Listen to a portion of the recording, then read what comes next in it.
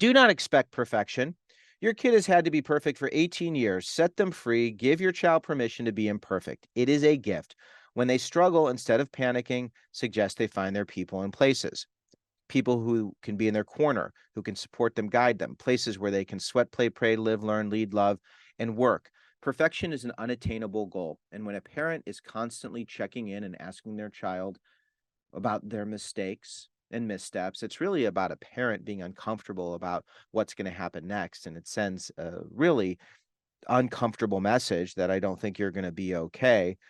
Being imperfect is part of being a human being. And when we can embrace imperfection, it's when we allow our kids to learn and grow.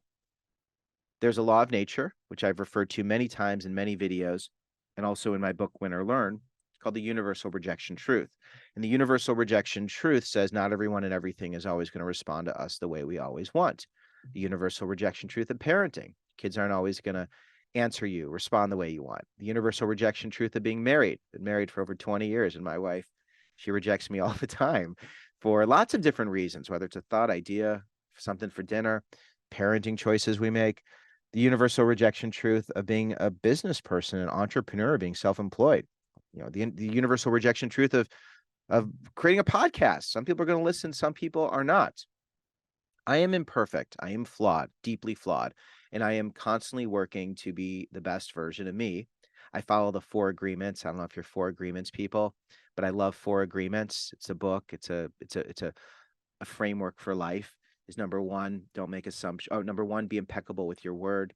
Number two, don't take things personally. Number three, do not make assumptions. And number four, be your personal best. And if you, and I might have mixed those up, but if you follow those four agreements, it really helps you to be imperfect and to be the best version of you. And what I've seen so many students struggle doing is allowing themselves to be imperfect, is constantly comparing themselves to everyone else. Social media is basically a reflection of everybody's achievements and their headlines of all the wonderful things happening in their life, and it's not an accurate reflection.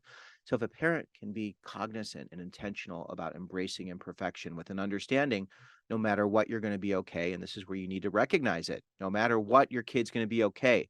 They are going to be okay. They are. And the more you give them room to be imperfect, the more room they have to learn and grow, to figure out how to be okay. Gotta read that book, Never Enough. Oh, it's so good because it's so fresh in my mind, but there are so many aspects of that book and parenting that come into play. Uh, for you parents of younger students, I plead with you, give your kids permission to be imperfect. Allow them to struggle. Let them get a B. Let them get a C. Let them learn. Let them grow. And if it means not going to an ultra competitive bumper sticker school, good. God bless, because they'll be in a place where they can be imperfect and grow and be exceptional, because it's not where you go to school, it's what you do.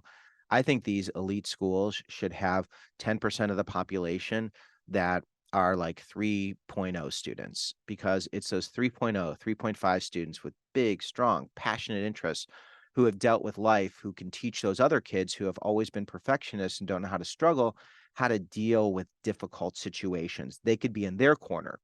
So many students who get to these places where they've worked so hard to achieve get to a world where they don't know how to be imperfect. And that can be a really painful place where they need to numb out or use unhealthy ways to cope. So expect imperfection, embrace imperfection. Do not expect perfection, especially the first year.